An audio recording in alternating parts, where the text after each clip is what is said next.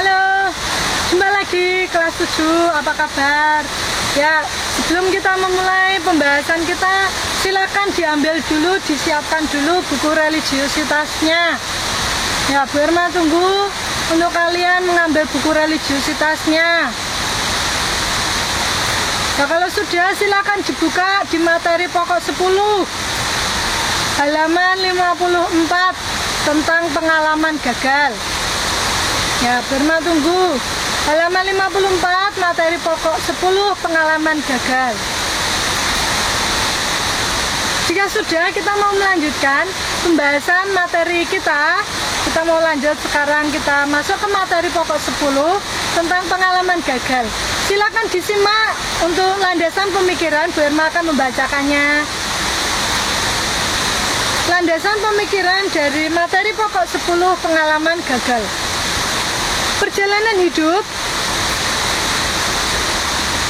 Perjalanan hidup orang itu penuh dengan dinamika. Bahagia sedih, pahit manis, sukses gagal, dan sebagainya. Ketika orang mengalami keberhasilan, yang muncul perasaan senang, bahagia, bangga, dan sebagainya. Ketika mengalami kegagalan, yang muncul perasaan kecewa, sedih, bahkan kegagalan dilihat sebagai bencana, sehingga orang sulit menerima kenyataan gagal. Menurut Kamus Besar Bahasa Indonesia, mengartikan gagal sebagai tidak berhasil, tidak tercapai. Jadi, kegagalan merupakan ketidakberhasilan atau tidak tercapainya suatu usaha. Setiap orang pasti pernah mengalami kegagalan dalam hidupnya. Misalnya, seorang anak kecil gagal dalam latihan berdiri. Siswa-siswi mendapat nilai jelek. Penyebab kegagalan itu sendiri dapat bermacam-macam. Misalnya, terbatasnya kemampuan diri, kurang persiapan, kelengahan, kemalasan. Berhadapan dengan kegagalan, muncullah aneka sikap dalam diri orang. Misalnya, ada yang tidak dapat menerima kegagalan sehingga menimbulkan putus asa, menyalahkan orang lain, bahkan menyalahkan Tuhan. Ada yang dapat menerima kegagalan secara positif sehingga berani melihat penyebab kegagalan dan mencari makna dari kegagalan itu sendiri. Demikian pula dengan orang beriman. Di sini orang beriman diharapkan mau dan berani menerima kegagalan, menemukan penyebab kegagalan, dan mencari maknanya. Kegagalan jangan dipandang sebagai kenyataan tanpa harapan, tetapi di balik kegagalan itu mengandung suatu pengharapan akan keberhasilan, kesuksesan yang tertunda, sehingga tidak perlu disesali terus-menerus dan putus asa. Sebagai orang beriman diharapkan mempunyai sikap dan semangat berani, berusaha, dan berusaha lagi seandainya mengalami kegagalan. Orang harus berani bangun dari kegagalan itu. Kita pernah atau bahkan sering mengalami kegagalan, misalnya dalam belajar, bergaul dengan teman. Kegagalan itu sering kita pandang sebagai sesuatu yang negatif, sehingga kita sering putus asa dan menyalahkan orang lain. Melalui materi pokok ini, kita diajak untuk menyadari dan memahami arti kegagalan sebagai tahapan untuk meraih keberhasilan. Nah, kita mau membahas tentang pengalaman gagal. Siapa sih di sini yang tidak pernah gagal?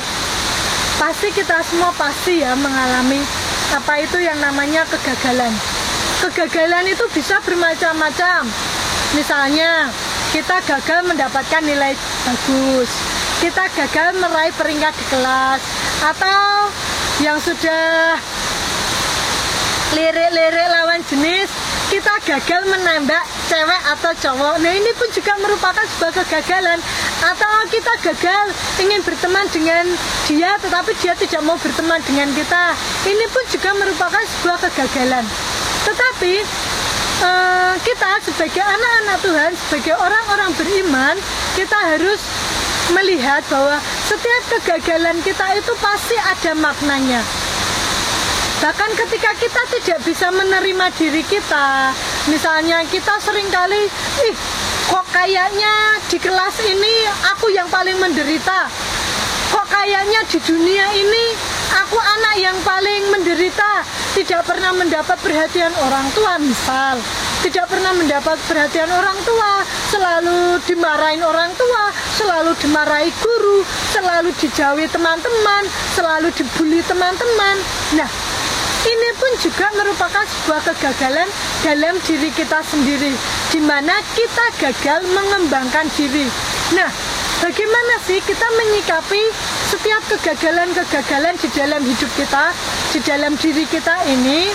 Nah, melalui materi pokok ini tadi dikatakan kita diajak bahwa kegagalan itu sebagai tahapan untuk meraih keberhasilan.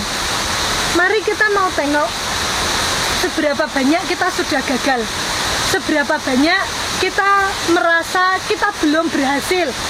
Kita mau melihat di dalam diri kita.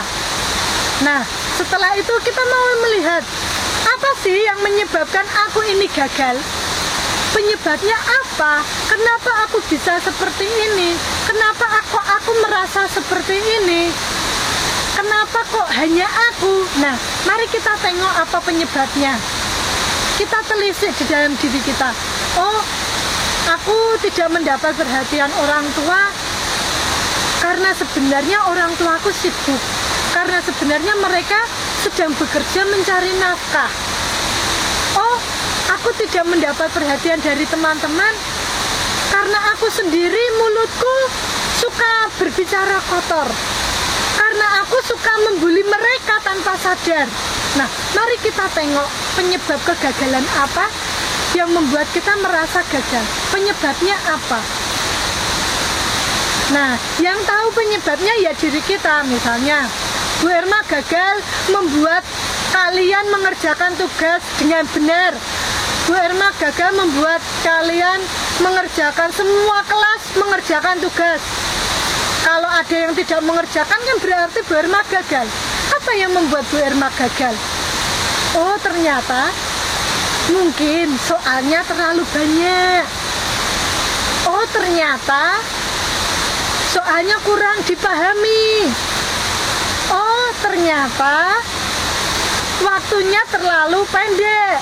Nah, Bu Erma akan memperbaiki. Oh, oke. Soalnya Bu Erma buat lebih mudah, waktunya lebih lama, gitu ya. Nah, untuk lebih jelasnya kita mau melihat di dalam narasi. Kita mau baca tentang narasinya. Silakan kita lihat halaman 55. Kesuksesan yang tertunda. Bu Erma akan bacakan. Amir adalah salah satu murid SMP di kota Muntilan yang duduk di kelas 1. Pada waktu kenaikan kelas tahun lalu, rapotnya banyak angka merah sehingga ia tetap tinggal kelas. Tahun ajaran baru mulai tiba. Dengan rasa malu, Amir berangkat ke sekolah. Sesampai di kelas, ia agak gontai, tanpa semangat. Bercampur malu karena betul-betul merasakan bahwa tidak naik kelas itu sungguh menyedihkan, sehingga ia sering melamun. Mir, mengapa kamu melamun? Apakah kamu dimarahi gurumu? Tanya ayahnya. Aku malu, jawab Amir.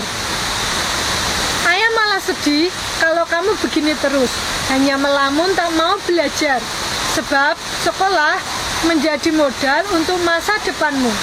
Mulai sekarang belajarlah dengan rajin dan dengarkan nasihat guru-gurumu, dukung ayahnya. Selama seminggu ia betul-betul merasakan dan menyadari bahwa tinggal kelas adalah pengalaman yang tidak enak. Apalagi di kelas ia paling besar dan paling tua. Ia sadar bahwa karena malas dan tidak memperhatikan guru, tidak punya catatan, dan suka bolos, dan hanya mau mengikuti kemauannya sendiri, mengakibatkan tinggal kelas. Untunglah bahwa orang tuanya sangat sabar. Mereka membantu dan menyemangati Amir. Berkat dorongan orang tuanya, Amir mulai belajar lebih tekun dan berusaha tidak membolos. Namun dalam usaha memperbaiki itu, masih ada godaan-godaan dari teman-temannya yang mengajak untuk membolos dan untuk bermain-main seperti dulu. Amir dengan susah payah mengatasi godaan itu. Ia tidak mau gagal lagi. Perjuangannya yang gigih itu membuahkan hasil yang baik. Ia naik kelas. Nah, ini contoh yang paling jelas yang dapat kita baca tentang kesuksesan yang tertunda. Bahwa ketika Amir, dia seenaknya sendiri, membolos, tidak pernah mau mencatat, tidak mau memperhatikan guru di kelas, dia merasakan akibatnya, yaitu dia gagal naik kelas. Dia mengetahui penyebab kegagalannya karena dia sering membolos, tidak punya catatan, seenaknya sendiri. Dan ketika dia mau memperbaiki kesalahannya, dia berusaha untuk tidak membolos, dia berusaha memiliki catatan, dia berusaha untuk mengerjakan setiap tugas dari guru-gurunya. Walaupun masih banyak godaan, ada yang ngajain membolos, ada ngajain yang seenaknya sendiri, dia berusaha untuk tidak melakukan itu lagi. Akhirnya dia bisa berhasil. Demikian juga dengan kita. Mari kita menengok diri kita. Apa yang membuat kita gagal bergaul? Apa yang membuat kita gagal dalam mengatasi emosi kita? Apa yang membuat kita gagal berteman dengan baik? Setelah kita mengetahui penyebabnya, mari kita memperbaiki supaya kita pun juga memperoleh kesuksesan. Sukses bergaul dengan teman, sukses mengikuti pelajaran dengan baik, sukses menerima diri kita ini bahwa kita ini spesial. Loh, jarang loh bahwa kita menerima diri kita ini spesial, kita ini berharga. Seringkali kita justru menyalahkan diri kita sendiri. Ya kan? Ih, aku ini anak yang tidak pernah diperhatikan, aku anak yang selalu dimarahi, aku anak yang selalu tidak bahagia. Nah, ini merupakan sebuah kegagalan menerima diri kita sendiri. Tetapi ketika kita mau menerima diri kita sendiri, aku ini spesial. Meskipun tidak ada orang yang memperhatikan aku, Tuhan memperhatikan aku. Aku harus bahagia. Aku harus membuat diriku lebih baik. Nah, itu sebuah kesuksesan. Nah, untuk kesuksesan, untuk pengalaman gagal menurut agama-agama yang ada di Indonesia, akan kita bahas dalam pertemuan kita selanjutnya. Ya, terima kasih sudah menyimak dari awal sampai akhir. Jika ada hal yang kurang jelas, silakan boleh ditanyakan. Terima kasih sudah menyimak. Sampai jumpa kembali. Dah.